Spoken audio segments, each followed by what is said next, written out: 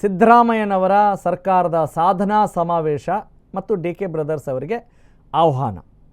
Okay, Siddaramaiah ಸರ್ಕಾರದ ಸಾಧನಾ ಸಮಾವೇಶ ಈ ವಿಚಾರಕ್ಕೆ ಸಂಬಂಧಪಟ್ಟ ಹಾಗೆ ಡಿ ಕೆ ಶಿವಕುಮಾರ್ ಅವರ ಮನೆಗೆ ತೆರಳಿ ಇನ್ವೈಟ್ ಮಾಡಿದ್ದಾರೆ, ಇನ್ವಿಟೇಷನ್ ಕೊಟ್ಟಿದ್ದಾರೆ ಮುಖ್ಯಮಂತ್ರಿ ಆಪ್ತ ಪರಮೇಶ್ವರ್. ಸಿದ್ದರಾಮಯ್ಯ ಸರ್ಕಾರಕ್ಕೆ ಇದೆ 20ರಂದು 3 ವರ್ಷಗಳ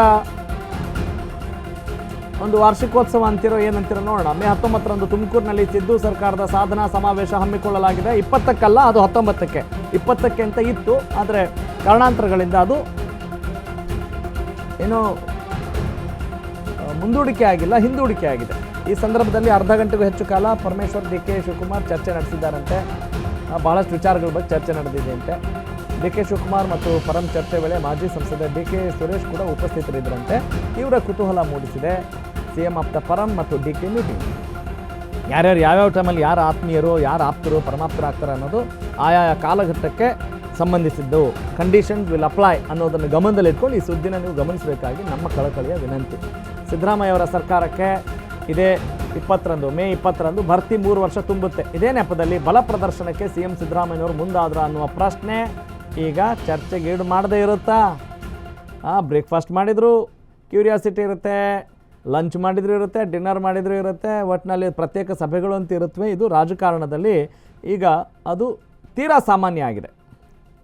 KPCC ಅಧ್ಯಕ್ಷ ಡಿ ಕೆ ಶಿವಕುಮಾರ್ ಮತ್ತು ಡಿ ಕೆ ಸುರೇಶ್ ಅವ್ರಿಗೂ ಕೂಡ ಇಲ್ಲಿ ಇನ್ವೈಟ್ ಮಾಡಲಾಗಿದೆ. ಅಫ್ಕೋರ್ಸ್ ಅವ್ರಿಗೂ ಕೂಡ ಅಂತ ಯಾಕೆ ಹೇಳ್ತಾ ಇದ್ದೀವಿ ಅಲ್ವಾ? ಅವ್ರದ್ದು ಸರ್ಕಾರ ಸಾಧನಾ ಸಮಾವೇಶ ಅದು ಸಿದ್ದರಾಮಯ್ಯನವರಿಗೆ ಮಾತ್ರ ಸಂಬಂಧಪಟ್ಟಂಥದ್ದಾ? ಸರ್ಕಾರ ಅಂತ ಹೇಳಿದಾಗ ಇವರೆಲ್ಲ ಟೀಮಾಗಿ ಕೆಲಸ ಮಾಡಲ್ವಾ? CM ಡಿ ಕೆ ಶಿವಕುಮಾರ್ ಅವ್ರಿಗೇನ್ರಿ ಸಪ್ರೇಟಾಗಿ ಕೊಡಬೇಕು ಅಂತ ಕೇಳಬಹುದು ಅಲ್ವಾ? ನಿಜ. ಆದರೆ ಈ ಬಣ ರಾಜಕೀಯ, ಒಣ ರಾಜಕೀಯ ಅಂತ ಇರುವಾಗ ಈ ಸುದ್ದಿಗೆ ಒಂದಿಷ್ಟು ಮಹತ್ವ ಬರುತ್ತೆ. ಅದಕ್ಕಾಗಿ ಅವರೇನಾದರೂ ಇಲ್ಲಿ ಇನ್ವೈಟ್ ಮಾಡಿದ್ದಾರೆ ಅಂತ ಹೇಳಿದರೆ ಒಂದು ಕೋಟ್ ರೆಕ್ಕೆಗಳು ಬಲವಾಗುತ್ತೆ.